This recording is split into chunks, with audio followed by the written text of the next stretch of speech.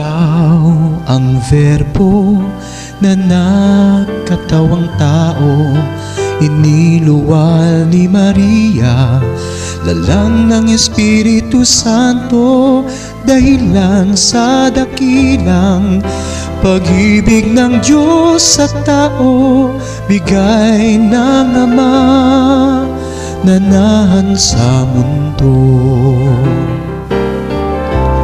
Buhay na walang hanggan ang siyang matatamo ng taong nananalig at nagmamahal sa'yo.